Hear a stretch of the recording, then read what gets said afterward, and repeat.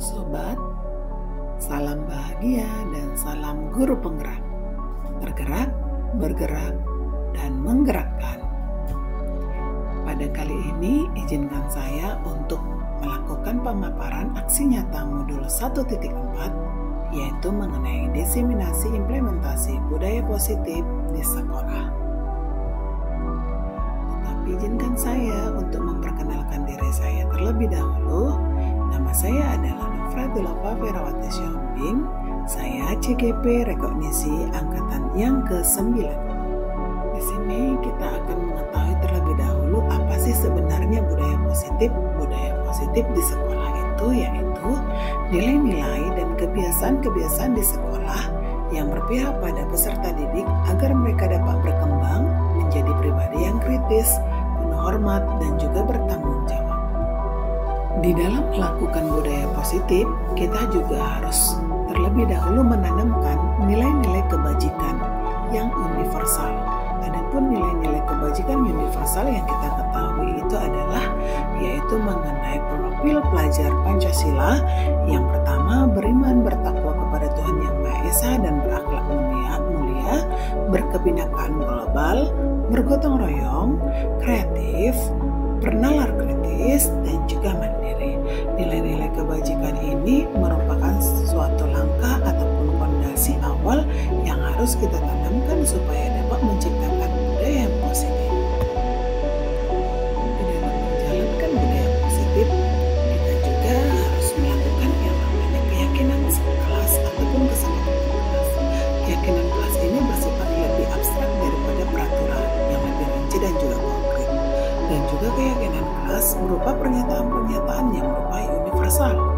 Pernyataan keyakinan kelas senantiasa dibuat dalam bentuk positif. Jadi di dalam keyakinan kelas kita tetap menanamkan nilai-nilai universal ataupun profil pelajar Pancasila.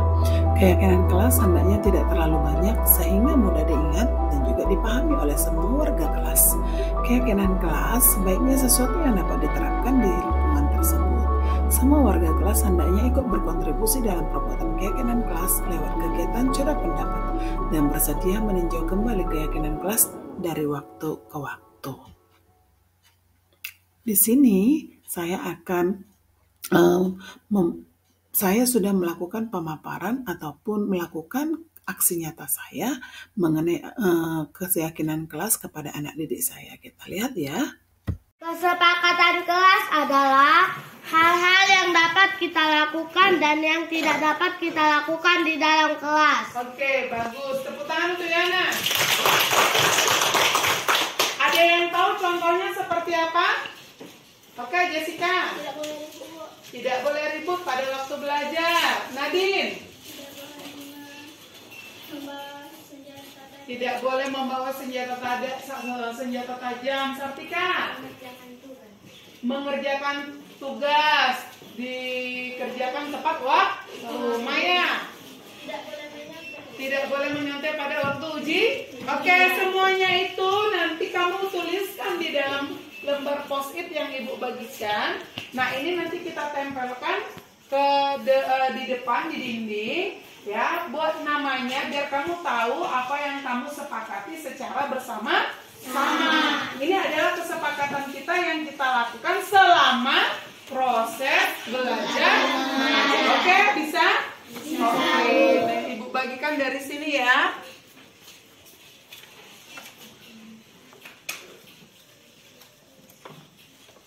Oke, udah Queen. Dan inilah hasil dari kesepakatan kelas yang telah disepakati oleh anak-anak didik saya, di mana mereka menempel segala keyakinan ataupun kesepakatan kelas yang ada di dalam karton dan ditempelkan ke dinding kelas kita. Nah, ini dia teman-teman, sobat. Inilah hasil kesepakatan kelas 5. Dan di sini saya melakukan aksi nyata saya melalui pemaparan yang ada di dalam link Jimit saya, yaitu di dalam diseminasi implementasi budaya positif di sekolah bersama dengan guru-guru hebat. Oke, di sini kita lihat bagaimana pemaparan saya di dalam melakukan diseminasi implementasi budaya positif di sekolah. Harap semuanya dalam keadaan baik dan dalam keadaan sehat Bapak Ibu. Dan terima kasih sudah boleh hadir di ruang virtual kita pada siang hari ini. Sekalipun Bapak Ibu dalam keadaan mungkin repot ataupun ada pekerjaan yang harus dikerjakan, namun untuk mewujudkan budaya positif dan penerapan budaya positif yang akan kita lakukan dan akan kita bahas pada siang hari ini, Bapak Ibu semuanya boleh berkenan hadir di ruang virtual kita pada kesempatan kali ini. Perkenalkan, nama saya Rimhot Sinaga, tidak asing lagi Bapak Ibu semuanya, yang akan membantu acara ini sebagai moderator pada siang hari ini, yang akan membawa jalannya program kita ataupun acara kita pada sore hari ini. Nah, Bapak Ibu semuanya, sebelum kita memulai aktivitas kita dan sebelum kita mendengarkan pengarahan ataupun diskusi kita tentang penerapan budaya positif di sekolah kita masing-masing atau diseminasi budaya positif, pada baiknya kita berdoa terlebih dahulu. Saya meminta salah seorang di antara Bapak Ibu untuk membawa ke dalam doa. Saya minta Ibu Dewi Puspitasari membawa ke dalam doa. Silakan Bu Dewi.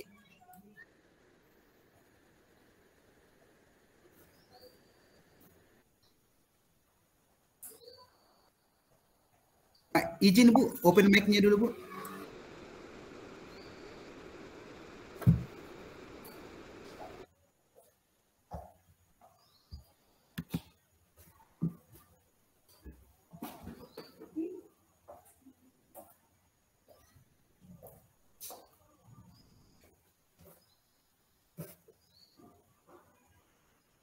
Baik, terima kasih Bu Dewi Puspitasari untuk kesediaannya dalam membawa kita dalam doa. Bapak Ibu, perlu kami informasikan bahwa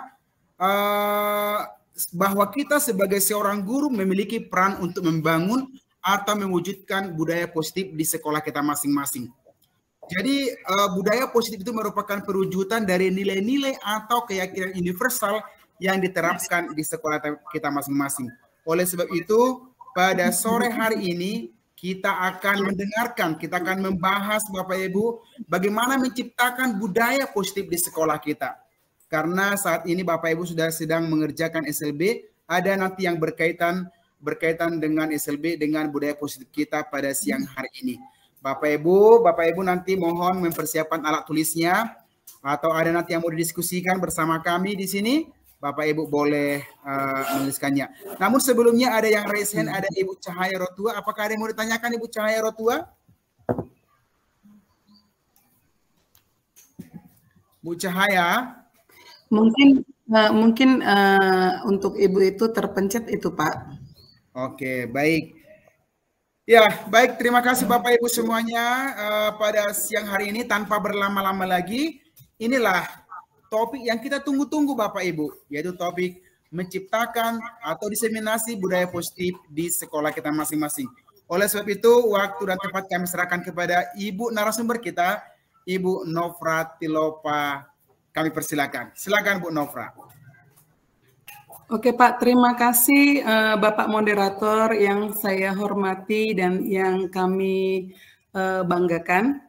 Terima kasih atas waktunya kepada saya untuk menjadi moderator untuk kita pada hari ini. Ini adalah Bapak Moderator yang sangat hebat dan juga yang sangat luar biasa di dalam bidang pendidikan, khususnya di Kabupaten Toba ya Pak Rimhot ya.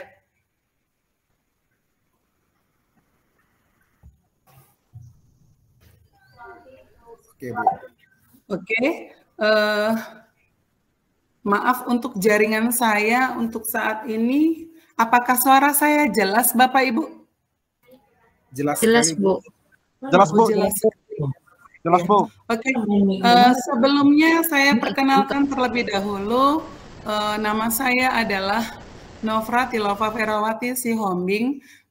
Saya adalah seorang guru yang berada di unit kerja SDN 173635 Parparean, Kecamatan Porsea, dan saya adalah salah satu fasilitator dari program guru penggerak angkatan yang ke-9. Jadi Bapak Ibu di sini saya akan melakukan diseminasi implementasi budaya positif yang ada di sekolah kita masing-masing. Oke, itu untuk perkenalan kita secara singkat sebelumnya. Masih terdengar jelas ya Bapak Ibu suara saya?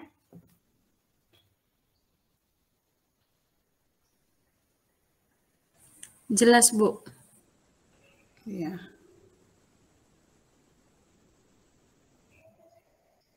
Maaf, ini untuk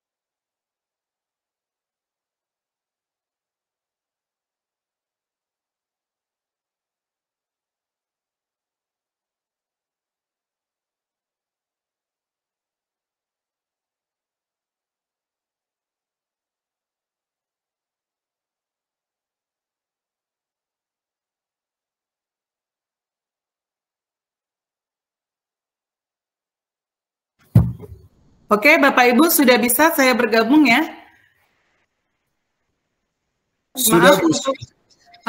Maaf untuk jaringan saya, tiba-tiba saya terlempar. Oke, saya akan lanjutkan. Tadi mengenai budaya implementasi budaya positif yang ada di sekolah. Saya izin share ya Bapak Ibu ya.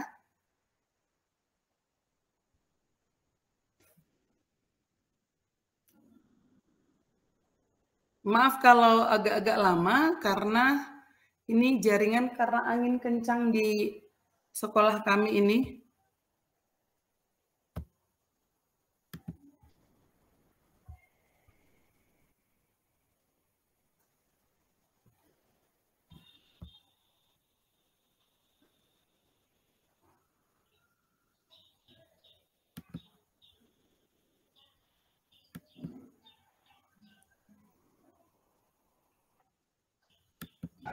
Tes.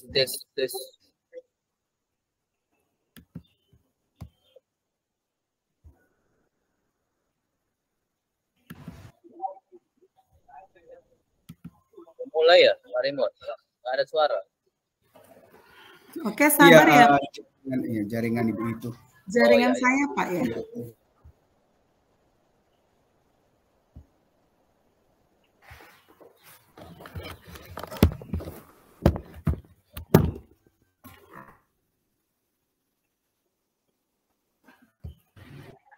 Izin off kamera ya, Bu Nopra.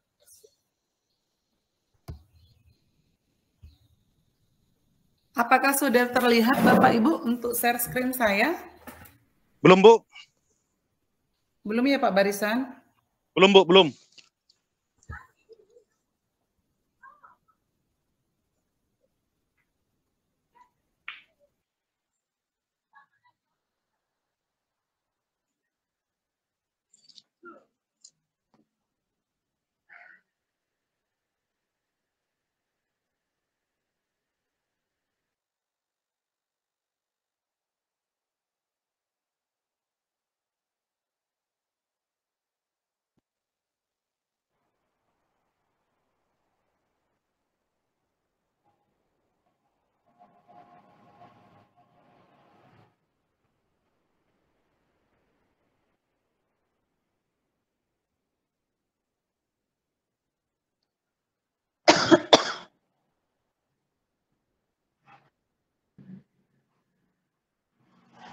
Pak Remote, how are you today?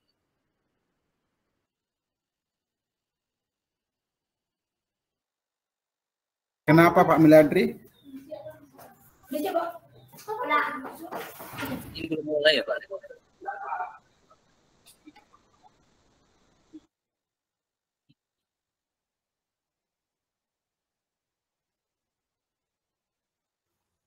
Oke, kedengaran ya Bapak Ibu ya suara saya ya?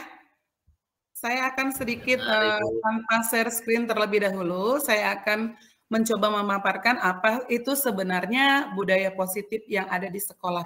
Jadi kalau dikatakan Bapak Ibu hebat, mengenai budaya positif di sekolah itu adalah suatu nilai-nilai dan juga kebiasaan-kebiasaan yang ada di sekolah yang berpihak pada peserta didik agar mereka dapat berkembang menjadi pribadi yang lebih kritis dan juga lebih hormat dan juga lebih bertanggung jawab. Jadi ada sebuah nilai-nilai ataupun kebiasaan yang ada di lingkungan sekolah kita yang kita terapkan kepada anak didik kita, itulah yang dikatakan dengan budaya positif. Jadi Bapak Ibu untuk membangun budaya yang positif itu sekolah perlu untuk menyediakan sebuah lingkungan yang positif, sebuah lingkungan yang aman dan juga nyaman, supaya anak didik kita itu dapat mampu berpikir maupun bertindak, dan juga bisa mencipta dengan merdeka, mandiri, dan juga bertanggung jawab. Jadi Bapak Ibu lazimnya disiplin itu juga dikaitkan dengan kontrol diri. Jadi dalam hal ini yang melakukan kontrol diri dalam menghadapi murid itu sebenarnya adalah diri kita sendiri. Nah, Bapak Ibu, sebelum saya melanjutkan pemaparan saya mengenai budaya positif, saya di sini akan membuat yang namanya ice breaking terlebih dahulu kepada Bapak Ibu. Saya tetap izin share screen terlebih dahulu. Kelihatan ya Bapak Ibu muncul?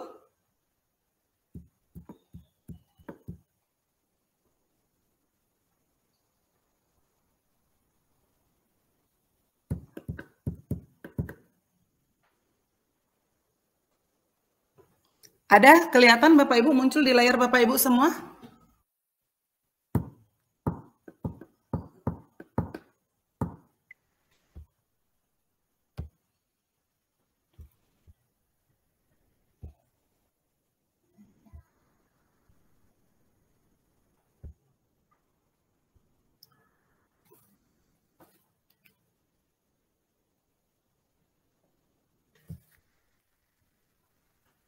Muncul ya Bapak Ibu?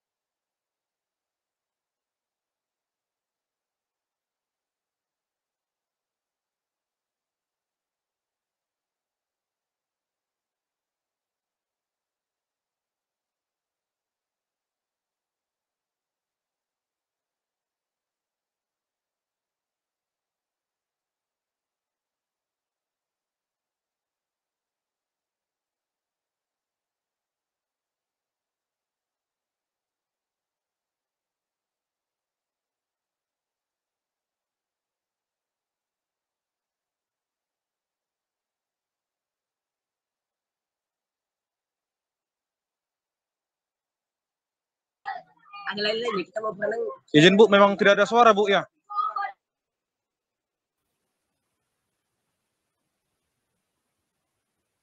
Ibu fasilitatornya Nggak nampak suaranya. Nggak kedengaran. Udah tercampak lagi mungkin ibu itu. Iya, memang tadi ibu bilang jaringan, Bu.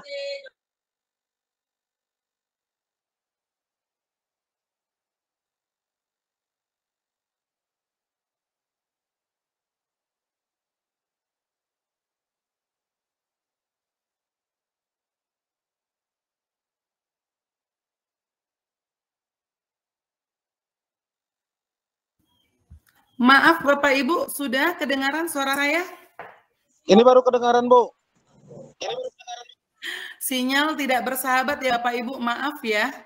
Oke, saya ulangi kembali ya Bapak Ibu ya. Di sini tadi berarti mengenai budaya positif tadi pemaparannya kira-kira Bapak Ibu sudah mendengar?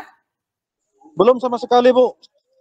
Oh, belum ya sama sekali. Oke, kalau begitu nanti saya izin untuk Bapak Rimhot untuk men-share screen-kan dari PPT saya karena dari tadi saya mencoba untuk membuat men-share screen PPT ternyata tidak bisa. Oke, sekali lagi saya akan terlebih dahulu menyapa Bapak Ibu hebat sekalian. Apa kabar Bapak Ibu? Semoga dalam keadaan sehat, dalam keadaan sukacita. Kita salam bahagia untuk kita semuanya di sini bisa berkumpul di ruang virtual kita untuk melakukan diseminasi, implementasi budaya positif yang ada di sekolah. Nah, terlebih dahulu saya akan menjelaskan kepada kita sebenarnya apa sih budaya positif. Saya rasa Bapak Ibu untuk budaya positif ini sudah Bapak Ibu lakukan di unit kerja Bapak Ibu masing-masing. Tinggal kita untuk memperdalam bagaimana budaya positif yang benar-benar akan kita lakukan. Jadi kalau dikatakan Bapak Ibu untuk yang namanya budaya positif itu adalah suatu nilai-nilai dan juga kebiasaan-kebiasaan di sekolah yang berpihak pada peserta didik agar mereka dapat berkembang menjadi pribadi yang kritis, penuh hormat, dan juga bertanggung jawab. Nah, jadi selama ini kita ketahui Bapak Ibu untuk membangun budaya positif, sekolah kita itu perlu menyediakan suatu lingkungan yang positif dan juga aman, nyaman, agar apa? Agar murid-murid kita bisa mampu berpikir ataupun bertindak dan juga mencipta dengan merdeka, mandiri, dan bertanggung jawab. Lazimnya ya Bapak Ibu, disiplin biasanya bisa kita kaitkan dengan kontrol diri. Dalam hal ini, guru itu harus bisa mengontrol diri kita untuk menghadapi anak didik kita di unit kerja kita masing-masing. Nah, jadi Bapak Ibu, untuk yang namanya budaya positif yang ada pada di lingkungan sekolah kita itu sebenarnya caranya bagaimana supaya kita bisa merubah paradigma kita ataupun mindset kita di dalam melakukan hal-hal ataupun budaya positif di lingkungan sekolah kita. Seperti itu Bapak Ibu.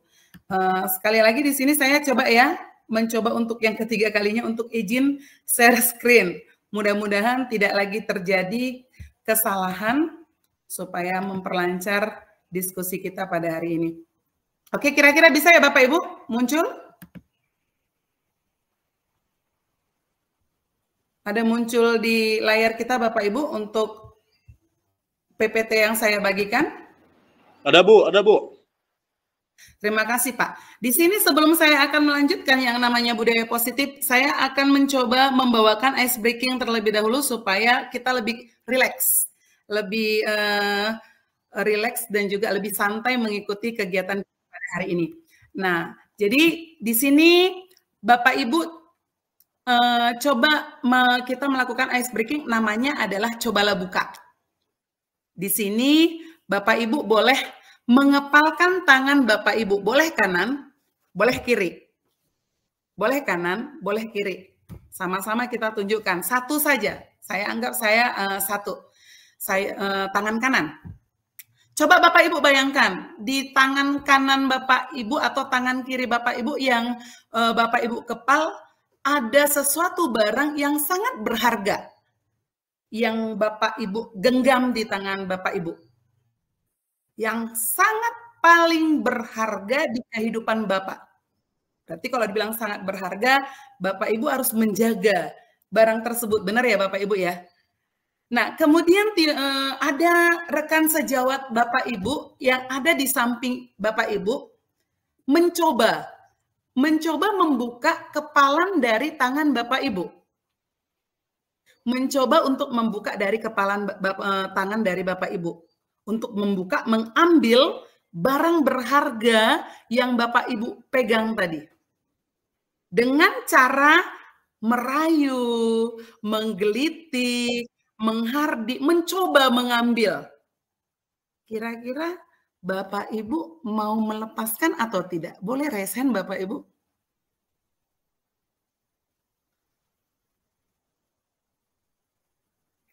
Kira-kira ada yang mau ya, Bapak Imam, silakan Pak Imam.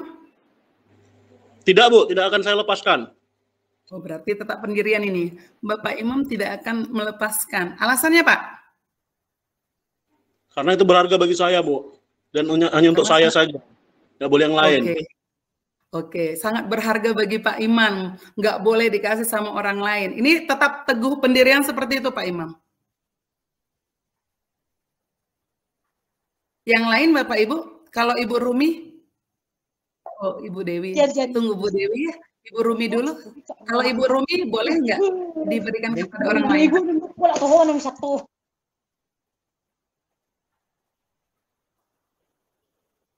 Ibu buka nggak Bu, kalau ada yang merayu Ibu untuk memberikan barang yang berharga itu Bu? Enggak Bu, saya enggak ya Bu ya? terus ya. Iya, terus dikepal terus gitu ya. Ibu Dewi tadi Bu Dewi?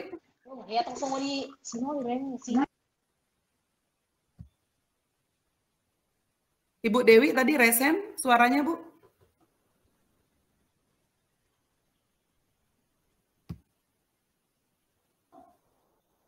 Jadi ini ada pertanyaan, oke Bu Dewi ya.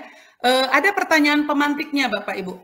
Yang pertama tadi sudah saya tanyakan, apakah Anda ataupun teman Anda membuka kepalan tangan yang Bapak Ibu kepal tadi? Mengapa? Nah, itu tadi. Kalau tadi jawaban Pak Imam tidak mau Bapak Imam membuka karena tadi dia itu adalah barang yang sangat berharga bagi Pak Imam. Pertanyaan yang kedua Bapak Ibu, apakah Anda ataupun B menutup kepalan tangan Bapak Ibu? Mengapa tetap menutup? Nah, tetap saja ya, pertanyaannya sama ya Bapak Ibu ya. Karena itu adalah hal yang sangat berharga.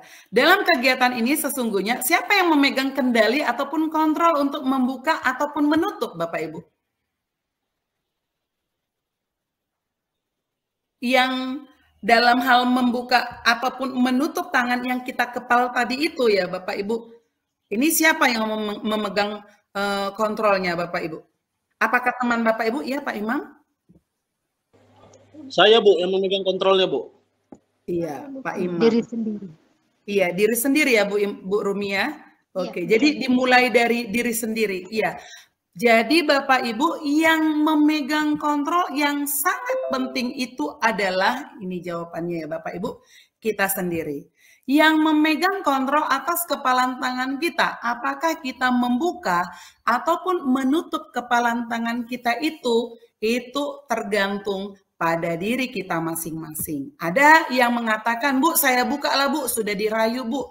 Saya mau berbagi sedikit kepada orang lain, berarti dia rela berkorban seperti itu ya Bapak Ibu ya. Jadi yang mengontrol kepalan dari tangan kita tadi untuk membuka ataupun menutup itu adalah diri kita sendiri. Nah, jadi Bapak Ibu di dalam proses pembelajaran pun Bapak Ibu yang mengontrol diri kita itu adalah diri kita sendiri. Seperti yang dikatakan oleh Bapak KHD Bapak Ibu. Ini dikatakan bahwasanya kita ambil contoh perbandingan dengan tumbuh-tumbuhan seorang petani, Bapak Ibu. Dalam hakikatnya, ini seorang petani ini sama petani itu kita anggap sebagai guru, dan tanaman padi itu kita misalkan itu adalah anak didik kita. Jadi yang menanam padi itu adalah petani inilah yang dapat menuntun tumbuhnya padi. Jadi dia dapat memperbaiki kondisi tanahnya, memelihara tanaman padi dengan cara memberi pupuk ataupun memberi air, saluran airnya, irigasinya, membasmi ulat-ulat ataupun jamur-jamur yang mengganggu hidup tanaman padi dan lain sebagainya. Supaya apa? Kenapa petani tersebut harus menjaga, harus memelihara tanaman padi tersebut? Nah, ini dianya sudah melakukan kontrol dirinya supaya hasil tanaman padi tersebut bisa lebih baik pastinya. Sama tanggung jawab kita sebagai guru di dalam melakukan ataupun di dalam menciptakan suatu lingkungan yang positif di dalam lingkungan sekolah kita bersama dengan stakeholdernya, warga sekolahnya, ini harus saling dukung-mendukung, saling mau berkolaborasi, saling bekerja sama, saling belajar. Jadi ini dari yang namanya suatu perilaku yang kita lakukan tersebut itu menjadi suatu kebiasaan kita di dalam melakukan tugas dan tanggung jawab kita di lingkungan sekolah kita. Inilah yang menjadi karakter yang sangat baik, dan juga yang diinginkan supaya kita dapat merubah paradigma kita mengenai yang namanya budaya positif yang benar-benar kita lakukan, sehingga kebiasaan tersebut menjadi membudaya dan dilakukan anak didik kita maupun kita sebagai pengajar ataupun guru yang ada di dalam lingkungan sekolah kita. Nah, jadi Bapak Ibu tadi di sini petani tadi dianggap adalah guru. Jadi gurulah yang bertanggung jawab menghilangkan ataupun mencabut gangguan-gangguan yang menghalangi proses pengembangan potensi yang ada pada murid kita. Seperti yang kita ketahui Bapak Ibu, bahwasanya pembelajaran yang kita lakukan itu harus bisa memberikan pembelajaran yang bermakna, menghamba kepada murid. Murid itu memiliki yang namanya sebuah potensi. Murid itu, anak itu dilahirkan dengan yang namanya kertas putih yang memiliki goretan-goretan. Goretan-goretan itulah yang nantinya guru yang akan menebalkannya, menuntunnya ke arah yang positif, menuntun ke arah yang lebih baik. Jadi suatu lingkungan yang aman dan juga nyaman, ini akan memberikan murid kita kesempatan ataupun kebebasan di dalam melakukan proses belajar mengajar. Jadi Bapak Ibu, kita harus bisa melakukan yang namanya kegiatan belajar supaya bisa menerima anak didik kita itu bisa apabila membuat kesalahan, dia belajar lagi. Sehingga bisa mampu menerima dan menyerap suatu pembelajaran. Jadi perlu Bapak Ibu ingat bahwa selama seseorang merasakan tekanan-tekanan dari lingkungannya, maka proses pembelajaran itu akan sulit terjadi. Di mana kita sering sekali ya Bapak Ibu terjadi miskonsepsi apa sih sebenarnya makna kontrol bagi diri kita. Jadi Bapak Ibu ada yang namanya ilusi guru mengontrol murid. Bagaimana apa itu ilusi guru untuk mengontrol murid? Biasanya Bapak Ibu, guru ini tidak dapat bisa memaksa murid untuk berbuat sesuatu. Jikalau hal demikian terjadi karena murid itu sedang mengizinkan dirinya untuk dikontrol. Dan juga ada miskonsepsi makna kontrol itu bahwasanya ilusi semua penguatan posisi efektif dan juga bermanfaat. Jadi ini dianya maknanya segala usaha yang bisa mempengaruhi murid kita supaya agar bisa mengulangi suatu perilaku tertentu adalah suatu usaha supaya untuk bisa mengontrol murid kita. Biasanya seperti itu yang kita lakukan. Ternyata itu adalah sebuah kesalahan ataupun sebuah paradigma yang salah. Bahkan menurut Dr. William Glasser, ini kita bisa meluruskan beberapa miskonsepsi tentang makna kontrol tersebut. Ilusi, kritik, dan juga membuat orang itu merasa bersalah, ini dapat menguatkan karakter katanya. Seperti itu ya Bapak Ibu. Itu ilusi. Biasanya dengan menggunakan kritik dan juga rasa bersalah untuk mengontrol murid itu biasanya menuju pada identitas gagal. Bukan berarti yang baik. Jadi jangan pernah kita lagi Bapak Ibu membuat yang namanya siswa kita merasa bersalah. Itu tidak bisa untuk menguatkan karakter anak didik kita. Kemudian ilusi Bapak Ibu, orang dewasa itu katanya memiliki hak untuk memaksa. Nah, itu ilusi ya Bapak Ibu ya. Perilaku memaksa tidak akan lebih efektif untuk menjaga waktu panjang dan sebuah hubungan permusuhan ini bisa akan terbentuk kalau dalam segi memaksa. Biasanya kalau dikatakan memaksa ini dianya bisa berbau hukuman seperti itu Bapak Ibu ya. Nah, jadi Bapak Ibu menurut Stephen R. Covey mengatakan bahwasanya bila kita ingin membuat sebuah kemajuan, perlahan-lahanlah, sedikit demi sedikit, ubahlah sikap atau perilaku Anda. Namun, bila kita ingin memperbaiki cara-cara utama kita, maka kita perlu mengubah kerangka acuan kita. Ubahlah bagaimana Anda bisa melihat dunia, bagaimana Anda berpikir tentang manusia, ubahlah paradigmanya. Ya, jadi di sini ada skema pemahaman ataupun penjelasan yang bisa kita lakukan, yaitu ada dianya mengenai stimulus respon yang biasanya kalau dikatakan stimulus respon kita mengenai realita yang kita lakukan. Dan bisa dilakukan, bisa diperbaiki dengan menggunakan teori kontrol. Jadi kalau dikatakan stimulus respon yang kita lakukan itu biasanya, ini realitasnya kebutuhannya untuk kita semua katanya sama. Jadi kalau di dalam teori kontrol, kebutuhan setiap individu, kebutuhan manusia itu berbeda. Dan di dalam stimulus respon, semua orang katanya memiliki hal yang sama. Padahal dalam teori kontrol, setiap orang itu memiliki gambaran yang berbeda. Dan dalam stimulus respon, kita mencoba mengubah orang agar berpandangan sama dengan kita. Padahal yang kita ketahui, yang namanya pandangan ataupun paradigma orang itu sangat berbeda-beda. Ya, kita berusaha supaya memahami pandangan orang lain itu tentang dunia itu, kita berusaha untuk memahami, jangan memaksakan pemahaman dari orang lain itu sama dengan pemahaman kita. Kemudian dalam stimulus respon, perilaku buruk dilihat sebagai suatu kesalahan. Sedangkan dalam teori kontrol, itu semua perilaku memiliki tujuan. Ada hal yang ingin dituju. Dalam stimulus respon Bapak Ibu, orang lain itu bisa mengontrol saya. Padahal dalam teori kontrol, menurut Bapak Stephen Covey tadi, ini hanya Anda yang bisa mengontrol diri Anda. Sama seperti kepalan tangan Bapak Ibu tadi. Hanya Bapak Ibu lah, hanya Anda lah yang bisa mengontrol ataupun yang membuka, menutup dari kepalan tangan Bapak Ibu.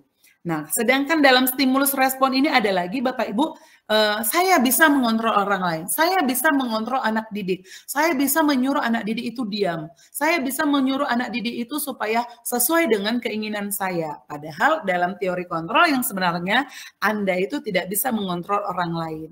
Dan juga ada pemaksaan Anda pada saat bujukan gagal. Di dalam stimulus respon mengatakan bahwasanya terdapat pemaksaan pada saat kita melakukan bujukan. Bujukan itu pemaksaan ada pada saat bujukan kita gagal.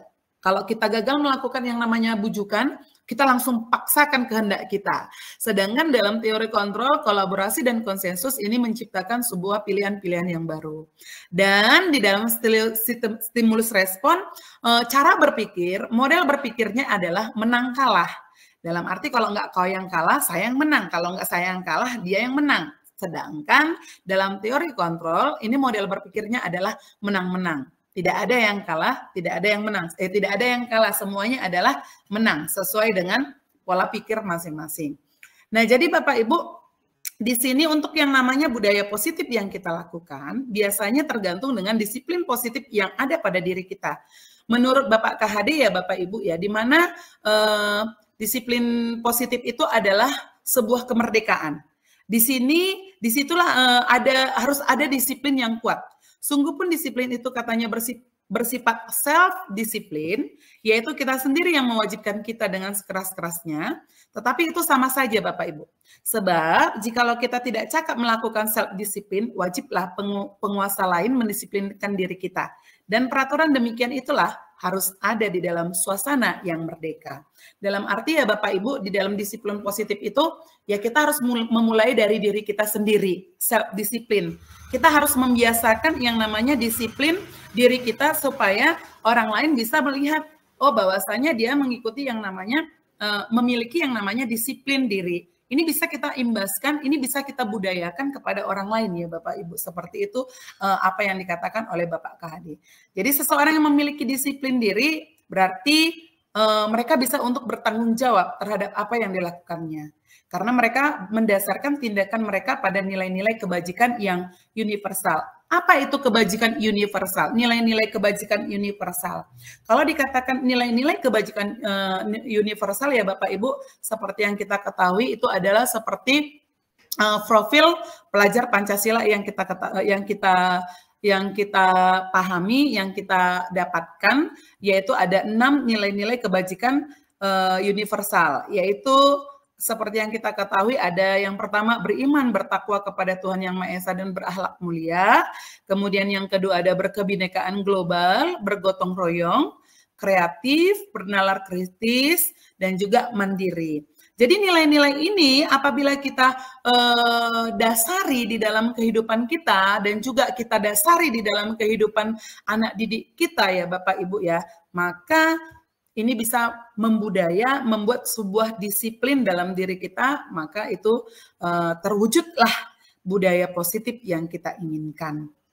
Nah, seperti yang dikatakan, yang disampaikan kepada dari yang disampaikan oleh Diane Gosen mengenai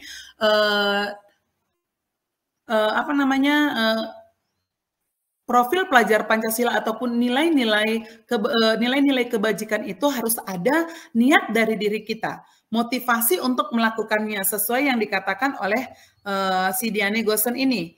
Kenapa kita harus melakukan yang namanya nilai-nilai kebajikan? Supaya menghindari ketidaknyamanan ataupun hukuman, supaya mendapatkan imbalankah atau mendapatkan penghargaankah dari orang lain. Itu ada teori motivasi yang dari 3 motivasi perilaku manusia. Apakah untuk menjadi orang yang mereka inginkan dan menghargai diri sendiri dengan nilai-nilai yang mereka percayai? Nah, itulah yang dikatakan dengan teori motivasi. Jadi Bapak Ibu, tujuan dari disiplin positif itu adalah untuk menanamkan motivasi, pada murid-murid kita, yaitu untuk menjadi yang ketiga tadi, yaitu menjadi orang yang mereka inginkan dan menghargai dirinya sendiri dengan nilai-nilai yang mereka percayai. Nah Bapak Ibu, biasanya kita melakukan yang namanya disiplin positif di dalam proses pembelajaran kepada anak didik kita, kita selalu memberikan yang namanya hukuman kepada anak didik kita. Apakah itu sebuah disiplin, Bapak Ibu? Hukuman. Kalau dikatakan yang namanya hukuman, apakah itu merupakan sebuah disiplin, Bapak Ibu?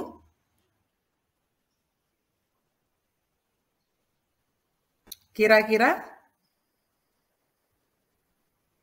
Ada yang kalau hukuman, kalau dia disiplin itu merupakan sebuah hukuman, boleh dia raise hand Bapak Ibu?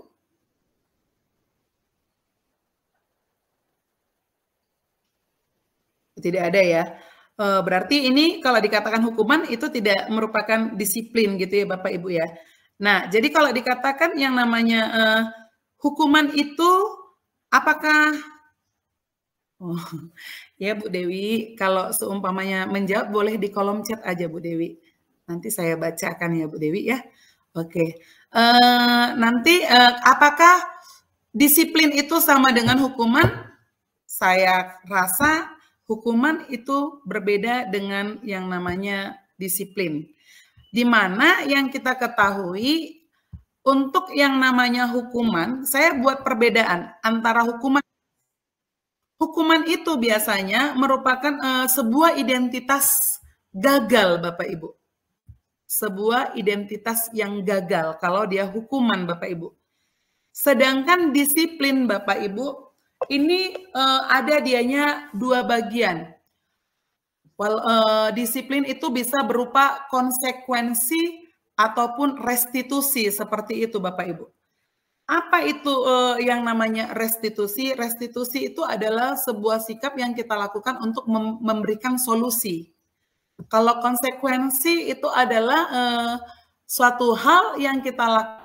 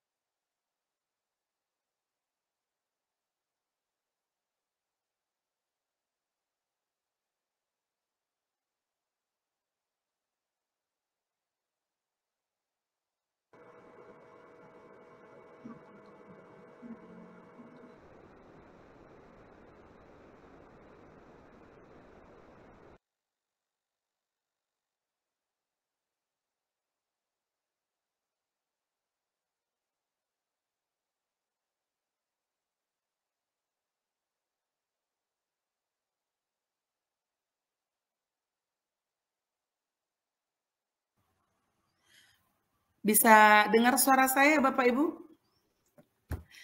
Maaf ya, ini hujan di sini Bapak Ibu. Maaf sekali lagi ya. Jadi agak ini suaranya. Untuk mau share screen aja jadi susah. Maaf ya Bapak Ibu ya. Nah, jadi Bapak Ibu tadi saya katakan bahwasanya yang namanya hukuman dengan disiplin itu berbeda. Jadi kalau dikatakan yang namanya hukuman itu biasanya sesuatu yang menyakitkan, tadi seperti itu saya jelaskan ya Bapak Ibu ya. Sedangkan konsekuensi itu adalah ya sesuatu yang memang harus terjadi. Sedangkan restitusi ya Bapak Ibu, ini restitusi itu merupakan sebuah pilihan. Dan juga hukuman itu biasanya Bapak Ibu tidak nyaman untuk dilakukan. Dan ini biasanya yang diingat oleh anak-anak kita itu, anak didik kita ini berlaku sampai jangka panjang. Seperti itu kira-kira Bapak Ibu. Seperti yang kita ketahui, coba kalau kita ingat pada waktu kita SD ya Bapak Ibu ya, kalau kita dihukum sampai sekarang saja, ini saya membekas pada waktu kami SMP, ada guru fisika kami yang killer, tidak tahu sebab musababnya apa, kita masuk ke ruangan, tiba-tiba dia marah-marah gitu kan, menghukum dengan memukul penghapus yang dulunya dari kayu ini ke kepala kita. Wah, sampai sekarang bisa kita ingat. Jadi hukuman itu dianya bisa diingat sampai jangka panjang Bapak Ibu, seperti itu sakitnya. Jadi sedangkan konsekuensi dan juga restitusi tadi itu adalah sebuah pilihan yang dan memang benar-benar harus kita lakukan, kira-kira seperti itu Bapak Ibu. Dan juga biasanya Bapak Ibu untuk yang namanya hukuman, ini biasanya hukuman ini bisa berupa kata-kata yang kasar yang kita berikan kepada anak didik kita. Dan biasanya yang namanya hukuman itu kita bisa menggunakan kata-kata awas seperti itu Bapak Ibu. Dan juga menuding. Bahkan boleh kita lakukan itu dengan cara menunjuk-nunjuk anak didik kita. Bahkan hukuman ini bisa menyebabkan emosi dari diri kita ini bisa sampai tak terkendali biasanya kalau dikatakan yang namanya hukuman seperti itu Bapak Ibu. Jadi di dalam yang namanya hukuman ini bolehlah kita kurangi ya Bapak Ibu ya di dalam melakukan yang namanya kontrol diri kita seperti itu ya Bapak Ibu. Nah, sedangkan yang namanya konsekuensi itu tadi atas dasar kesepakatan bersama. Jadi biasanya menggunakan nilai-nilai ataupun memberikan yang namanya kata yang membangun dan juga dianya berupa hal yang positif. Seperti itu Bapak Ibu. Nah, sedangkan restitusi di sini kita dicoba untuk memberikan yang namanya solusi ataupun jalan keluar. Jadi di sini Bapak Ibu di dalam restitusi murid itu belajar untuk bertanggung jawab atas perilaku yang dilakukannya. Dan biasanya fokus kepada pemecahan sebuah masalah dalam jangka panjang. Nah, jadi itulah untuk perbedaan yang namanya hukuman dan juga disiplin bagi kita, Bapak Ibu. Nah, kemudian Bapak Ibu, untuk yang namanya hukuman atau konsekuensi, di sini ada sebuah pernyataan ataupun pertanyaan ataupun sebuah statement, apakah kita ini melakukannya dengan hukuman atau dengan konsekuensi. Kita hanya ambil dua jawaban saja, bisa menggunakan hukuman ataupun konsekuensi. Saya izin share screen, mudah-mudahan ini enggak masalah ya Bapak Ibu ya. Bisa nampak Bapak Ibu? Kelihatan? Kelihatan Bu. Oke. Untuk yang namanya, malah sama saya tidak kelihatan ini. Untuk soal nomor 1 Bapak Ibu, di sini Bapak Ibu pilih ini hukuman atau konsekuensi. Yang pertama, mencatat 100 kali di dalam buku kalimat saya tidak akan terlambat lagi karena terlambat ke sekolah. Kira-kira ini boleh Bapak Ibu buka speakernya ya Bapak Ibu ya. Ini hukuman atau konsekuensi ya Bapak Ibu? Mencatat 100 kali di dalam buku kalimat, saya tidak akan terlambat lagi.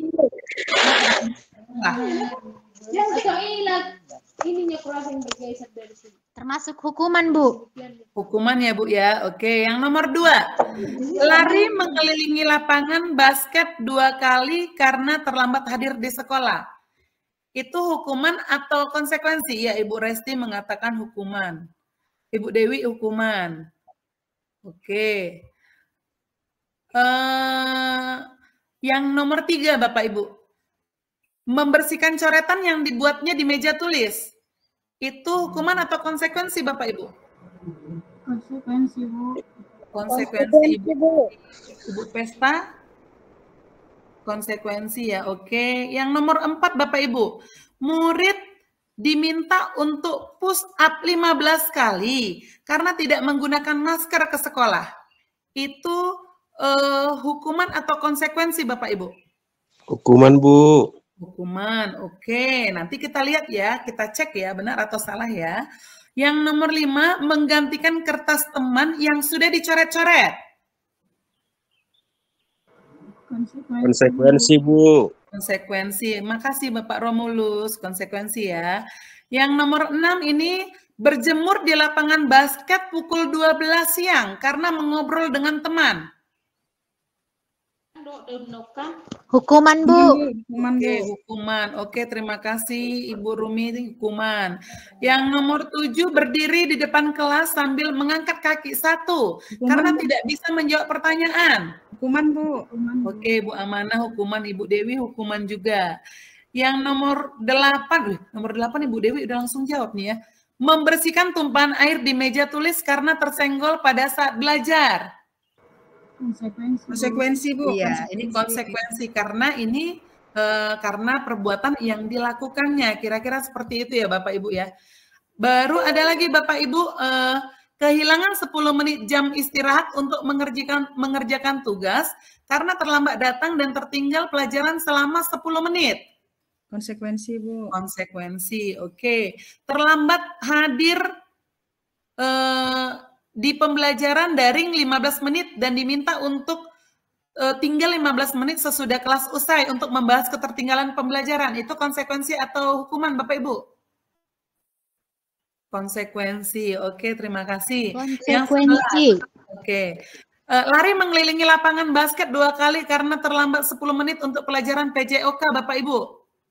Hukuman, Bu. Oke, terima kasih. Duduk di bangku pinggir lapangan pada jam istirahat tidak diizinkan bermain oleh guru piket karena mencederai teman saat bermain di lapangan. Hukuman, Bu. Hukuman, ada konsekuensi. Kita tunggu nanti ya Bapak Ibu ya. Membersihkan WC sekolah karena mematahkan pensil kawannya. Hukuman ya. Oke, Ibu Dewi, Ibu Amanah hukuman. Ibu Resti? Oh, belum Bu Resti, nomor 14. Murid diminta bertelanjang kaki sepanjang hari karena tidak menggunakan sepatu warna hitam sesuai dengan peraturan sekolah. Oke, hukuman. Kita lihat jawabannya ya Bapak Ibu ya.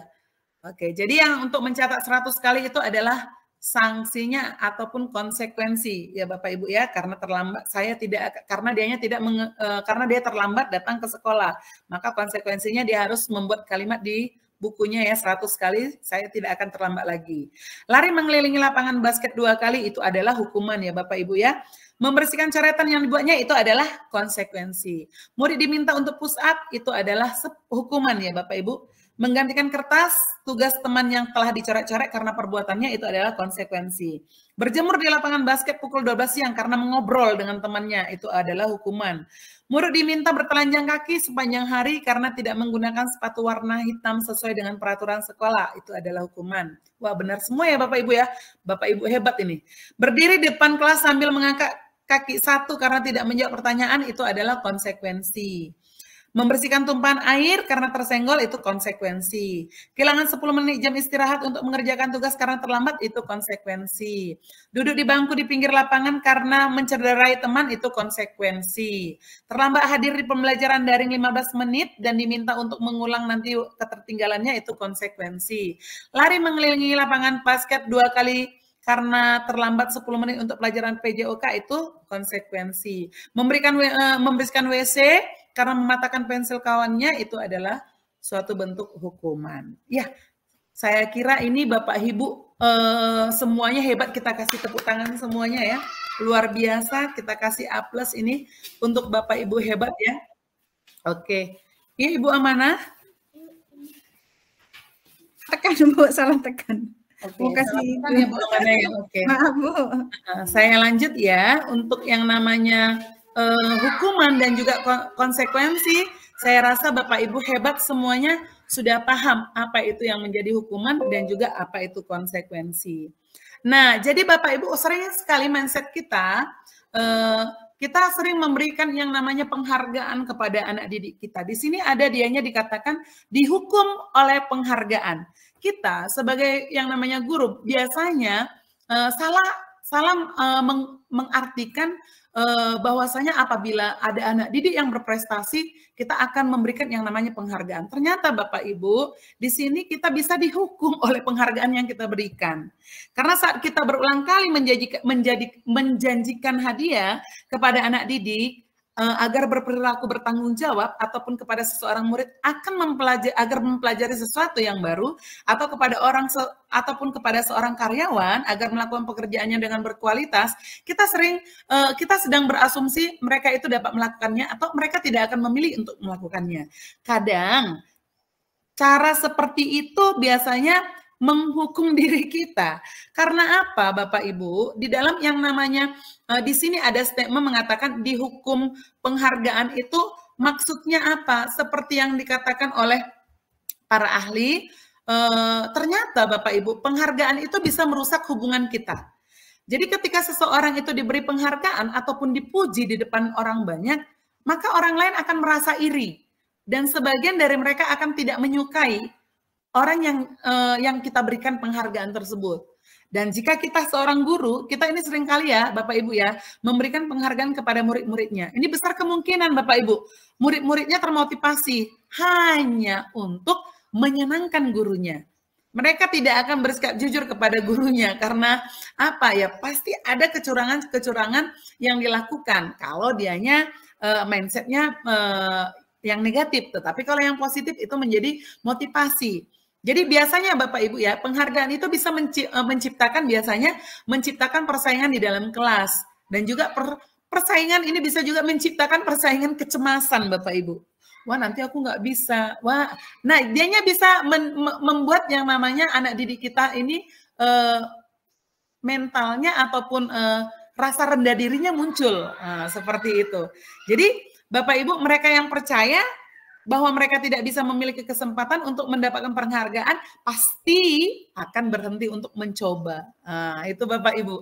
Makanya bolehlah kita kurangi ya Bapak Ibu ya untuk memberikan penghargaan kepada anak didik kita. Nah, jadi di sini Bapak Ibu dihukum oleh penghargaan menurut Alfikon mengatakan bahwasanya penghargaan itu pengaruhnya jangka pendek, ada bisa dia jangka pendek dan ada jangka panjang. Biasanya penghargaan itu Bapak Ibu menurut Bapak Alfikon ini tidak efektif. Karena apa tadi sudah saya katakan ada yang bisa memang ada yang termotivasi dan bahkan ada biasanya berhenti untuk mencoba karena tidak mendapatkan yang namanya suatu penghargaan. Ini kejadian baru kemarin Bapak Ibu kepada anak-anak saya. Ketepatan kemarin kita ada lakukan yang namanya Minggu Ceria kepada anak-anak sekolah minggu seperti itu Bapak Ibu. Biasanya nih, dianya dapat hadiah, dapat penghargaan. Tiba kemarin dianya nggak dapat hadiah, temannya yang dapat hadiah dapat penghargaan, dia jadi down Bapak Ibu. Udahlah nggak usah lagi lah aku ikut Minggu Ceria. Nah itu seperti itu. Nah, itu konsekuensinya Bapak Ibu. Nah jadi bisa juga ya Bapak Ibu penghargaan itu bisa merusak hubungan kita. Penghargaan itu bisa mengurangi ketepatan. Penghargaan itu bisa menurunkan kualitas. Bahkan penghargaan itu bisa, ini dia, mematikan kreativitas. Dan penghargaan itu bisa menjadi penghukum bagi orang yang tidak mampu. Dan biasanya di penghargaan itu termotivasi dari dalam diri kita biasanya Bapak Ibu. Nah, itulah untuk yang namanya statement dihukum karena penghargaan. Jadi baiknya bagaimana Bapak Ibu supaya tidak ada yang namanya hukuman? Mari kita lakukan restitusi. Restitusi itu adalah suatu usaha yang kita lakukan dengan memberikan solusi, dengan memberikan mengeksplor apa yang ada di dalam diri anak didik kita. Kita memberikan solusi melalui anak didik kita. Jadi ini restitusi ini bisa membantu murid menjadi orang yang bisa menghargai nilai-nilai kebajikan yang mereka percayai. Jadi ketika murid itu berbuat salah, guru akan menanggapi dengan cara yang memungkinkan murid untuk membuat sebuah evaluasi internal tentang apa yang dapat mereka lakukan untuk memperbaiki kesalahan mereka dan mendapatkan kembali harga dirinya. Bukan dengan cara dihukum ya Bapak Ibu. Ya, jadi ciri-ciri restitusi itu adalah restitusi bukan untuk menebus kesalahan, namun untuk belajar dari kesalahan Bapak Ibu. Jadi restitusi itu memperbaiki hubungan. Restitusi itu adalah tawaran, bukan paksaan. Kita hanya memberikan yang namanya solusi, yang membuat yang namanya yang menentukan itu adalah siapa? Ya anak didik kita. Jadi restitusi ini bisa menuntun untuk melihat ke dalam diri anak didik kita. Apakah perbuatan itu benar atau salah? Nah, di sini kita berusaha untuk yang namanya menuntut. Nanti ada langkah-langkah yang harus kita ketahui di dalam melakukan restitusi ini, Bapak Ibu. Ada 3, jadi dikatakan nanti istilahnya ada segitiga restitusi nanti Bapak Ibu. Nanti kita gali kembali ya Bapak Ibu ya. Jadi Bapak Ibu restitusi itu mencari kebutuhan dasar yang mendasari tindakan kita. Seperti yang kita ketahui Bapak Ibu, kita memiliki yang namanya kebutuhan dasar. Yang menjadi kebutuhan dasar kita itu apa gitu ya Bapak Ibu? Yang menjadi sebuah kebutuhan dasar kita itu biasanya Bapak Ibu bisa untuk yang namanya bertahan hidup Bapak Ibu. Kebutuhan dasar manusia itu adalah yang paling utama itu biasanya adalah bertahan untuk hidup. Dan juga kebutuhan dasar itu mendapatkan kasih sayang dan juga rasa diterima oleh orang lain. Dan juga kebutuhan dasar manusia itu ada berupa kebebasan, kesenangan, bahkan penguasaan. Nah, itu biasanya yang menjadi sebuah kebutuhan dasar kita di dalam kehidupan kita, seperti itu Bapak Ibu. Jadi kalau dikatakan yang menjadi kebutuhan dasar itu bisa ini sesuai dengan nilai-nilai kebajikan, bisa untuk menjadi sebuah disiplin ataupun menjadi sebuah komitmen dalam diri kita supaya kita dapat memenuhi kebutuhan kita. Nah, seperti itu Bapak Ibu. Dengan cara kita tetap tanamkan tadi nilai-nilai kebajikan yang ada pada diri anak didik kita yang sudah kita buat menjadi sebuah pondasi di dalam kehidupan mereka. Nah, jadi di sini Bapak Ibu ada sebuah kasus dari Ibu Tiarma di sini Bapak Ibu. Mengenai yang namanya kebutuhan dasar. Apa sih sebenarnya kebutuhan dasar? Tadi saya katakan kebutuhan dasar itu ada 5. Kebutuhan untuk bertahan hidup, kebutuhan kasih sayang dan juga rasa diterima, kebutuhan kebebasan, kebutuhan kesenangan, kebutuhan penguasaan. Bagaimana sih kebutuhan kasih sayang dan juga rasa diterima? Bagaimana sih kebutuhan bertahan hidup? Bagaimana sih kebutuhan kebebasan? Kalau dikatakan kebutuhan bertahan untuk hidup, ya pastinya kita kebutuhan kita itu adalah bisa untuk makan, bisa untuk yang namanya kebutuhan pokok kita. Bisa kita penuhi. Seperti itu ya Bapak Ibu. Maka itu dikatakan dengan kebutuhan dasar manusia yang paling pokok. Seperti itu Bapak Ibu. Jadi dari kasusnya Ibu Tiarma ini ya Bapak Ibu, di sini Ibu Tiarma ini adalah guru wali kelas 4 di SD Pelita Hati. Ibu Tiarma ini sedang bingung menghadapi ulah salah satu murid di kelasnya, yaitu si Polan. Ya, jadi beberapa anak di kelas 4 telah datang kepadanya untuk mengeluhkan sikap dari si Polan yang seringkali meminta uang jajan mereka dengan paksa. Jika Bapak Ibu dihadapkan pada situasi seperti Ibu yang dialami oleh Ibu Tiarma ini, apa yang akan Bapak Ibu lakukan? Menurut Bapak Ibu, kira-kira apa sih alasannya si Polan ini melakukan hal tersebut? Kira-kira ada yang bisa untuk membantu kita sharing bersama di sini, Bapak Ibu, untuk membedah kasus yang dialami oleh Ibu Tiarma? Yang boleh untuk men-sharingkan? Boleh untuk raise hand Bapak Ibu atau buka speaker langsung?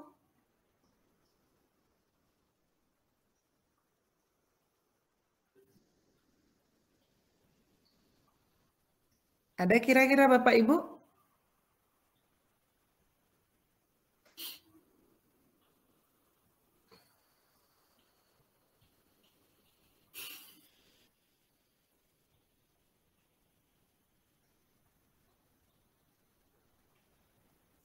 Halo Bapak Ibu?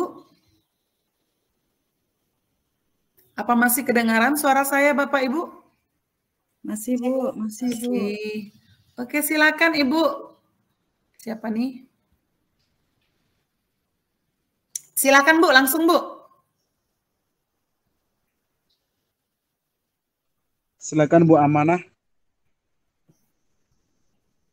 Iya, terima kasih Mbak, Ibu. Menurut saya yang harus itu yang akan dilakukan oleh, jika saya jadi Bu Tiarma, mungkin saya akan pertama sekali memanggil itu Bu, memanggil anak yang sipolan tadi ya, yang sudah diadukan oleh anak-anak kelas 4. Kalau menurut segitiga restitusi, mungkin kita tanya apa kejadian yang terjadi di kelas bersama anak-anak kelas 4. Nah, mungkin biar kita bisa menggali cerita dari sipolan langsung gitu, Bu.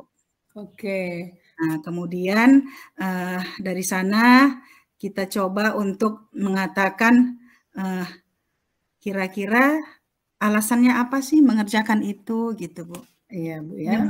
Ya, kalau kamu seperti itu, ada nggak akibatnya kepada anak-anak kelas 4, apa yang mereka rasakan, dan apa juga yang akan kamu rasakan kalau kamu sudah berbuat seperti itu.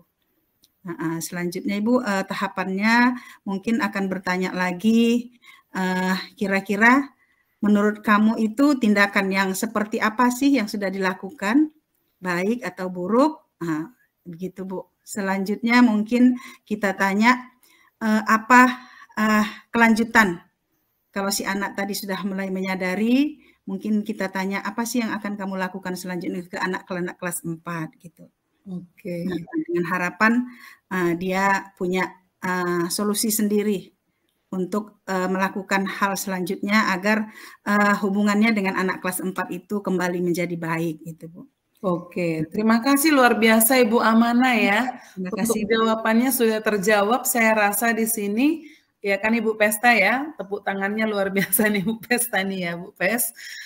Jadi iya benar, untuk yang namanya kasus yang dialami Ibu Tiarma ini, ya di sini boleh kita lihat untuk kasusnya, jawabannya pasti di dalam hubungannya untuk memenuhi kebutuhan hidupnya di sini ada dia beberapa hal yang dilakukan dari si anak kita si Polan tadi itu.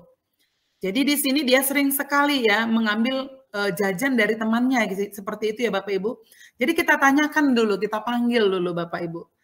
Kenapa dia mengambil yang namanya jajan dari teman-temannya? Ya biasanya karena lapar, seperti itu ya Bapak Ibu ya. Orang tuanya nggak memberi dianya jajan. Itu sudah memenuhi kebutuhan dasar si Polan Bapak Ibu. Yaitu apa? Kebutuhan dasarnya itu untuk bertahan hidup. Survival, seperti itu ya Bapak Ibu ya. Nah kemudian ada lagi jawaban yang mengatakan dia merasa senang Bapak Ibu. Karena temannya jadi memperhatikan dia. Nah ketika temannya itu melaporkan tindakannya kepada gurunya dan gurunya memberitahu kepada orang tuanya, sehingga orang tuanya ini jadi memperhatikan dia kembali. Nah ini kebutuhan dasarnya Bapak Ibu sudah terpenuhi, yaitu apa? Kebutuhan kasih sayang dan juga rasa diterima. Ini merupakan sebuah kepuasan tersendiri bagi anak didik kita yang seperti itu. Ya memang pada umumnya biasanya kalau ada yang kita lihat anak didik kita seperti itu ya Bapak Ibu ya pengen diperhatikan. Karena apa? Kurang kasih sayang dari rumah. Maka dia ada saja ulahnya di kelas untuk mengganggu teman-temannya. Nah kemudian ya Bapak Ibu dia merasa paling hebat gitu loh. Karena temannya jadi takut dengan dia. Dan juga dianya harus menuruti apa yang dilakukannya. Dia menunjukkan kehebatannya nih. Aku penguasanya kelas 4 gitu ya kan. Siapa yang ada jajannya kasih sama aku. Mereka takut. dengan hardikannya biasanya seperti itu. Nah, itu merupakan kebutuhan dasar dari si Polan tadi untuk melakukan yang namanya penguasaan. Nah, seperti itu Bapak Ibu. Ada lagi ya Bapak Ibu, karena dia merasa tidak puas dengan uang jajan dengan jajan yang dibelinya. Nah, makanya dia minta jajan dari temannya. Karena biasanya uang jajannya itu terbatas yang diberikan oleh orang tuanya. Oleh karena itu, dia ingin mencoba jajanan dari teman-temannya yang beraneka ragam. Nah, ini merupakan kebutuhan dasar apanya? Kebebasan. Nah, seperti itu ya Bapak Ibu. Nah, kemudian ada lagi, ya, ini kesenangannya untuk melakukan itu. Iseng saja, ya kan? Dia menikmati ekspresi wajah temannya katanya yang kesal karena diambil uang jajannya, dan menurut dia ekspresi dari teman-temannya itu Bapak Ibu ternyata katanya lucu. Nah, itu merupakan sebuah kesenangan dirinya. Nah, jadi semua orang itu Bapak Ibu senantiasa untuk berusaha memenuhi kebutuhannya dengan berbagai cara. Bila mereka tidak bisa mendapatkan kebutuhannya dengan cara yang positif, mereka bisa juga melanggar peraturan ataupun melakukan hal-hal yang tidak sesuai dengan nilai-nilai kebajikan Bapak Ibu. Jadi Bapak Ibu, Glasser itu mengatakan bahwasanya kapasitas untuk berubah ada di dalam diri kita. Jika kita dapat mengidentifikasi kebutuhan apa yang mendorong perilaku kita, maka perubahan perilaku positif dapat dimulai dengan mencari solusi untuk memenuhi kebutuhan yang tertentu dengan cara yang positif. Nah, di sini Bapak Ibu, saya ada lagi nih untuk yang namanya kasusnya Bapak Ibu. Kita boleh buka speakernya ya Bapak Ibu ya. Bisa menjawabnya nantinya ya Bapak Ibu. Di sini ada Ibu Betty. Ibu Betty itu adalah seorang anak kelas 1 SD. Selalu berlari keluar kelas menuju jalan raya. Di depan sekolahnya ini ada jalan raya yang ramai dengan kendaraan. Jadi tingkahnya ini membuat guru ataupun gurunya itu bingung, ya. Nah, jadi si Betty itu anak-anak kelas 1 ya Bapak Ibu, gurunya ada Bu Tiur. Jadi ada beberapa kemungkinan jawaban yang akan diberikan oleh si Betty. Di sini ada aku senang main kejar-kejaran dengan ibu guru, seru gitu ya kan. Ini merupakan kebutuhan dasar yang apa ya Bapak Ibu ya? Kalau dibilang aku senang main kejar-kejaran dengan ibu guru karena seru. Kesenangan, Bu. Kesenangan, iya benar ya Bu Pesta ya. Kalau ini ibu kejar aku karena ibu guru sayang aku. Udah jelas ya? Penguasaan, Bu. Penguasaan enggak? Penguasaan atau cinta dan kasih sayang Bapak Ibu? Sayang, Bu. Kita, Bu, cinta dan kasih sayang. Cinta dan kasih sayang. Cinta dan kasih sayang. Kalau ini ibu kejar aku karena ibu guru sayang aku. Ini apa Ibu Nopianti? Penguasaan, Bu. Iya, karena apa dianya penguasaan? Karena si anak sudah bisa menguasai ibu gurunya, karena ibu gurunya mengejar-ngejar si anak didiknya gitu dia. Berarti si anak didiknya si Betty ini sudah menguasai dari ibu tiurnya gitu ya Bapak Ibu ya, kebutuhannya ya. Aku hebat kan bisa bikin ibu guru kejar, oh ini aku hebat kan bisa bikin ibu guru kejar aku. Itu yang penguasaan. Maaf tadi ini ya, ibu kejar aku karena ibu guru sayang aku, itu tadi dianya kasih sayang. Aku hebat kan bisa bikin ibu guru kejar aku, berarti itu dianya penguasaan ya Bapak Ibu ya. Aku bosan belajar mewarnai terus di dalam kelas. Kebebasan. Kebebasan. Dia merasa pengen situasi belajar yang lain bisa untuk memberikan yang namanya kebebasan karena ada rasa kebosanan dalam dirinya. Jadi Bapak Ibu, di dalam yang namanya kebutuhan kebutuhan dasar kita itu bisa kita ciptakan kepada anak didik kita menjadi suatu hal-hal ataupun budaya kebiasaan yang berkualitas, di mana di dalam hal yang kita lakukan itu dunia anak-anak kita tersebut menjadi berkualitas ataupun bermakna Bapak Ibu. Jadi dunia berkualitas itu merupakan tempat khusus di dalam pikiran anak didik kita, di dalam tempat menyimpan gambaran ataupun representasi dari semua yang anak didik kita inginkan. Ini bisa aja berisi orang-orang ataupun hal-hal apa saja yang terbaik dalam hidup dan membuat diri merasa bahagia dan terpenuhilah kebutuhan dasar anak didik kita tersebut. Jadi untuk masuk ke dalam dunia yang berkualitas itu syaratnya ada Bapak Ibu. Syaratnya apa? Syaratnya bahwa sesuatu itu harus terasa sangat baik bagi diri kita untuk memenuhi setidaknya satu ataupun lebih dari kebutuhan dasar kita. Jadi Bapak Ibu, murid kita juga mempunyai gambaran dunia yang berkualitas. Jadi tentunya sebagai guru kita ingin mereka memasukkan hal-hal yang bermakna, hal-hal yang berarti dan juga menanamkan nilai-nilai kebajikan yang hakiki ke dalam dunia berkualitas tersebut. Yaitu tadi nilai-nilai kebajikannya ada berupa beriman, bertakwa kepada Tuhan Yang Maha Esa dan berakhlak mulia, berkebinekaan global, gotong royong, mandiri, kreativitas, dan bernalar kritis. Jadi di dalam membangun interaksi tersebut, guru bisa memberdayakan anak didik itu dan juga bisa memerdekakan murid kita sesuai dengan kodrat alamnya dan juga kodrat zamannya. Maka di sini anak didik kita bisa meletakkan dirinya sebagai individu yang positif, Bapak Ibu. Sebagai individu positif yang di dalam dunia yang berkualitas karena mereka itu sudah menghargai nilai-nilai kebajikan yang sudah kita tanamkan pastinya.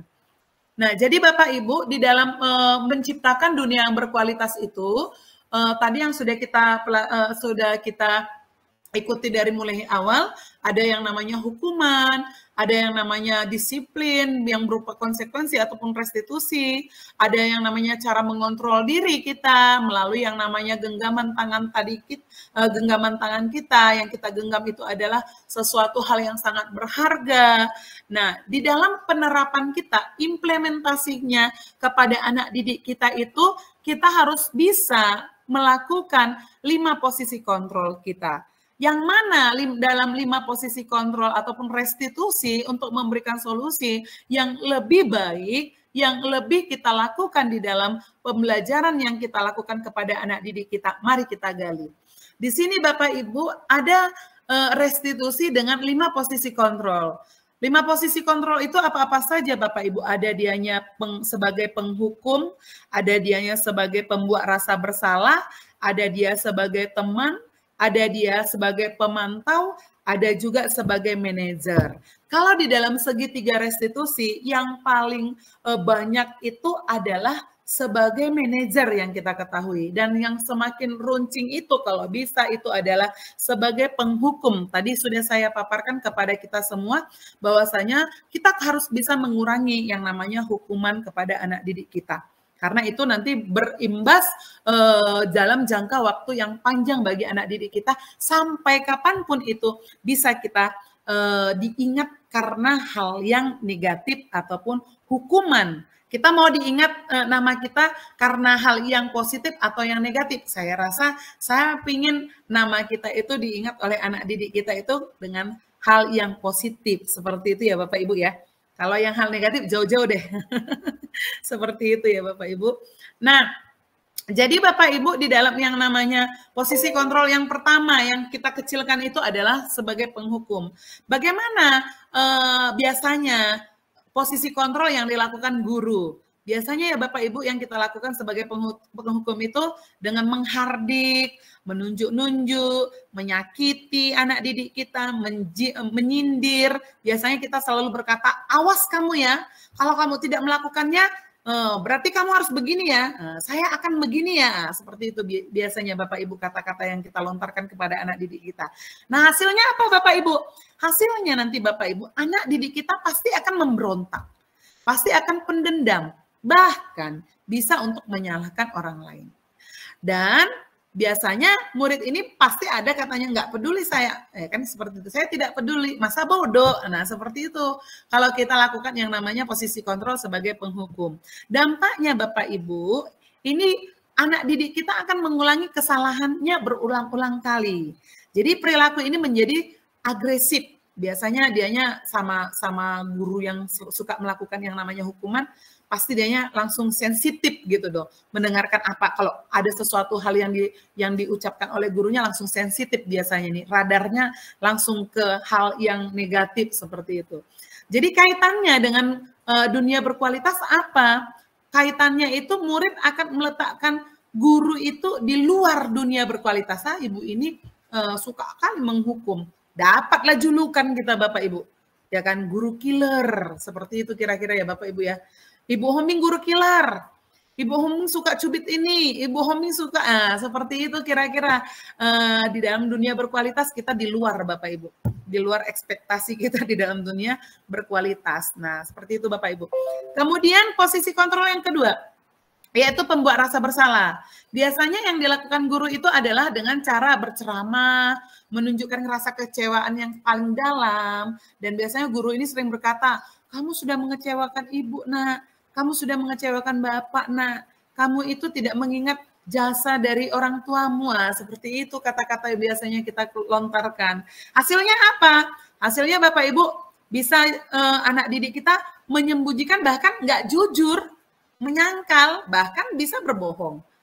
Ya, jadi kata-kata murid kita biasanya kita jumpai, maaf kan Bu, maaf ya Bu, saya nggak akan mengulanginya. Nah, dampaknya apa? Dampaknya anak didik kita ini akan merasa rendah diri, Bapak Ibu. Merasa gagal dan juga tidak berharga. Kaitannya dengan dunia berkualitas, Bapak Ibu, murid ini akan meletakkan guru di dalam dunia berkualitas. Memang kita dimasukkan, Bapak Ibu. Karena apa? Ada dianya hal yang positif. Wah, kata-kata dari guru saya memotivasi saya harus berjuang. Saya termotivasi, itu hal positif. Tapi kalau dianya hal negatif, dia akan rendah diri, kecil diri. Seperti itu Bapak Ibu ya. Jadi yang ketiga, posisi kontrolnya itu adalah posisi kontrol sebagai teman. Perbuatan yang dilakukan oleh guru itu adalah biasanya membuatkan alasan-alasan untuk murid-muridnya. Menganggap anak didik kita itu sebagai teman kita. Jadi guru ini biasanya berkata, lakukan ya demi Bapak, lakukan ya demi Ibu, ya sudah nanti Ibu bantu ya, Ibu bantu bereskan ya, Bapak bantu bereskan ya. Nah, itu dia dianggap siswa tersebut menjadi temannya. Jadi hasilnya apa Bapak Ibu? Siswa kita menjadi ketergantungan sama kita. Siswa ini merasa kalau nggak ada kita di situ, tunggu Ibu ini yang menyelesaikan. Nah, karena apa? Itu rasa ketergantungan anak didik kita. Jadi murid ini biasanya berkata, saya pikir kalau bahkan dianya ada sisi negatifnya. Kalau dianya terjadi yang namanya kesalahan kita tidak ada, bahkan ada dianya nanti omongan dari anak didik kita ini, saya pikir Ibu jadi teman saya, padahal enggak. Jadi dampaknya sama anak murid kita itu tergantung, ada rasa ketergantungan. Bahkan tidak mandiri, tidak bisa memutuskan sesuatu hal apabila terjadi sesuatu ataupun masalah yang ada pada dirinya. Kaitannya pasti kita nanti, kita dianggap orang yang paling penting di dalam dunia berkualitas. Nah, yang keempat Bapak Ibu, posisi kontrolnya itu adalah pemantau. Di sini perbuatan yang dilakukan guru adalah bisa dianya melakukan perhitungan ataupun mengukur kemampuan dari anak didik kita.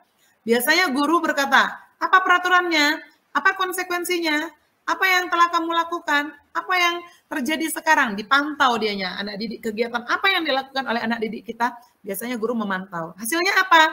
Hasilnya anak didik bisa menyesuaikan kalau diawasi Bapak Ibu. Kalau nggak diawasi, nggak akan bisa berhasil. Jadi biasanya murid ini berkata, jika sudah melakukan hal tersebut, saya akan mendapatkan apa Bu? Kalau aku lakukanlah Bu kayak gitu, rewardnya atau apa penghargaannya. Nah, seperti itu. Dampaknya apa Bapak Ibu bagi anak didik kita? Menitik beratkan pada dampak itu pada diri anak didik kita supaya mendapatkan sebuah hadiah ataupun mendapatkan yang namanya hukuman. Nah, kaitannya ini dalam dunia berkualitas, murid akan meletakkan guru dalam peraturan di dunia berkualitas. Manajer, manajer ini posisi kontrol yang paling banyak digunakan Bapak Ibu biasanya. Apa yang dilakukan guru? Ini mengajukan sebuah pertanyaan-pertanyaan. Jadi solusinya tersebut bisa diambil dari anak didik kita. Biasanya guru itu berkata, apa yang kita yakini? Apa kamu meyakini hal tersebut? Kalau kamu meyakini, mau nggak kamu memperbaikinya? Di sini dalam langkah segitiga restitusi ini membuat sebuah keyakinan. Hasilnya Bapak Ibu, anak didik tersebut karakternya akan terbentuk, tercipta ataupun menguatkan watak ataupun karakter dari anak didik. Bahkan anak didik tersebut bisa berkata, saya akan memperbaiki kesalahan tersebut, saya akan memperbaiki masalah ini dengan saya melakukan. Nah, jadi yang menjawab dari masalah tersebut adalah dirinya sendiri ya. Sama seperti halnya di sini posisi manajer ini seperti melakukan yang namanya coaching Bapak Ibu. Ya, jadi dampaknya pada murid yaitu mengevaluasi dirinya bagaimana menjadi pribadi ataupun diri yang lebih baik pastinya. Kaitannya ya pasti Bapak Ibu, kita diletakkan siswa kita sebagai guru yang berkaitan dengan dunia berkualitas. Jadi murid juga meletakkan dirinya sebagai individu yang positif di dalam dunia yang berkualitas. Kira-kira seperti itu Bapak Ibu untuk yang namanya posisi kontrol yang terdapat pada diri kita sebagai guru di dalam melakukan yang namanya di dalam melakukan pekerjaan kita, keprofesionalan kita di unit kerja kita masing-masing Bapak Ibu. Nah, di sini Bapak Ibu saya ada yang namanya juga kuisnya, kuis, bukan kuis sih, sebuah yang namanya pernyataan. Kalau dikatakan ini Bapak Ibu, boleh kita buka speakernya ya Bapak Ibu ya. Ini tergolong dengan 5 posisi kontrol apa ya Bapak Ibu? Pasti selalu yang terakhir selesai. Itu tergolong dengan posisi kontrol yang mana Bapak Ibu? Penghukum Bu, penghukum. Oke, Bapak Imam, terima kasih sebagai penghukum. Oke, iya, Bu. Benar ya Bapak Ibu ya. Itu kalimat yang biasanya yang kita gunakan untuk menghukum anak didik kita. Kalau yang ini Bapak Ibu, gimana coba? Kalau orang tua kamu tahu, kamu berbuat Memberi rasa bersalah. Iya. Adanya yang namanya posisi kontrol merasa bersalah ya Bapak Ibu ya. Kalau ini ayo bantulah demi Bapak ya Nak. Ini posisinya? Teman Bu. Sebagai teman. Sanksi atau konsekuensinya apa Bu? Sanksinya apa Bu? Mantap. Ini dianya sebagai pemantau ya Bapak Ibu ya. Apa rencana kamu untuk memperbaiki hal ini? Itu merupakan posisi kontrol apa Bapak Ibu? Manajer Bu. Manajer Bu. Manajer ya Bapak Roy ya. Manajer. Oke. Terima kasih Bapak Guru, Ibu guru hebat ini semuanya ya. Jadi kita gali kemudian apa itu yang menjadi segitiga restitusi. Jadi Bapak Ibu, segitiga restitusi itu adalah suatu proses dialog yang dijalankan oleh guru ataupun orang tua agar dapat menghasilkan murid yang mandiri dan juga bertanggung jawab. Proses dialog ini terdiri dari 3 yang digambarkan pada ketiga sisi pada segitiga restitusi ya Bapak Ibu. Yaitu yang pertama Bapak Ibu, langkah yang kita lakukan di dalam menyelesaikan ataupun mencari solusi yang dihadapi oleh anak didik sebuah permasalahan itu yang pertama, Bapak Ibu boleh lakukan dengan caranya yaitu menstabilkan identitas. Kemudian yang kedua, setelah kita stabilkan identitas dengan melakukan yang namanya suatu pertanyaan dan menyamakan diri kita kepada anak didik kita lakukan validasi tindakan yang salah. Kemudian setelah langkah yang kedua, kita lakukan langkah yang ketiga, yaitu menanyakan keyakinan anak didik yang mengalami masalah. Apa itu menstabilkan identitas Bapak Ibu? Kita semua akan melakukan hal yang terbaik yang bisa kita lakukan. Contohnya dengan menggunakan seperti ini kata-katanya Bapak Ibu. Ya Nak, berbuat salah itu tidak apa-apa. Ibu juga pernah melakukan hal yang salah. Tidak ada manusia yang sempurna. Saya juga pernah melakukan kesalahan seperti yang kamu lakukan. Kita bisa kok menyelesaikan masalah ini. Ibu tidak tertarik mencari siapa yang salah, tapi Ibu ingin mencari solusi dari permasalahan kita. Kamu berhak merasa begitu. Apakah kamu sedang menjadi teman yang baik buat dirimu sendiri? Nah, ini boleh kita lakukan yang namanya kalimat-kalimat untuk menstabilkan identitas kita di dalam apabila ada anak didik kita yang mengalami permasalahan ataupun suatu masalah pada dirinya. Langkah yang kedua yaitu Bapak Ibu validasi tindakan yang salah. Jadi pernyataan ataupun kalimat yang kita lakukan itu ada dianya padahal kamu bisa melakukan yang lebih buruk dari ini ya. Nah, seperti itu. Kamu pasti punya alasan mengapa melakukan hal itu. Kamu patut bangga pada dirimu sendiri karena kamu telah melindungi sesuatu yang penting buatmu. Kamu boleh mempertahankan sikap itu, tapi kamu harus menambahkan sikap yang baru. Dalam arti, di dalam validasi tindakan yang salah ini, di sini kita bisa mengetahui, memvalidkan mencari kebenaran ataupun kesalahan, tetapi bukan berarti anak tersebut kita salahkan, bukan. Tetapi dengan menggunakan kata-kata ataupun kalimat yang kita baca seperti yang ada di layar monitor kita masing-masing, Inilah hal yang bisa membantu kita supaya, oh ternyata yang dilakukan anak didik kita ini salah. Bagaimana ya solusinya ya? Nah, kita kembali explore dengan memberikan yang namanya pertanyaan-pertanyaan yang lain yang tidak memojokkan anak didik kita. Nah, setelah kita ketahui yang namanya permasalahan yang ada pada anak didik kita kembali lagi menanyakan keyakinan anak didik kita semua, anak didik kita.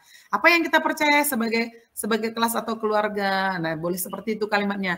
Nilai-nilai umum yang telah kita sepakati kemarin apa ya, Nak? Nah, boleh seperti itu. Apa bayangan yang kita, apa bayanganmu tentang kelas yang ideal? Kamu mau nggak jadi orang? Kamu mau jadi seorang seperti apa? Yang seperti bagaimana? Nah, kita tanyakan keyakinannya itu kepada anak didik kita sehingga anak didik kita itu bisa menjawab permasalahan yang dihadapinya. Seperti itu kira-kira Bapak Ibu. Nah, di sini Bapak Ibu saya ada sedikit video. Terima kasih sobat semuanya, semoga ini sangat bermanfaat dan dapat kita implementasikan di unit kerja kita masing-masing. Salam sehat dari saya, Horas. Salam guru penggerak.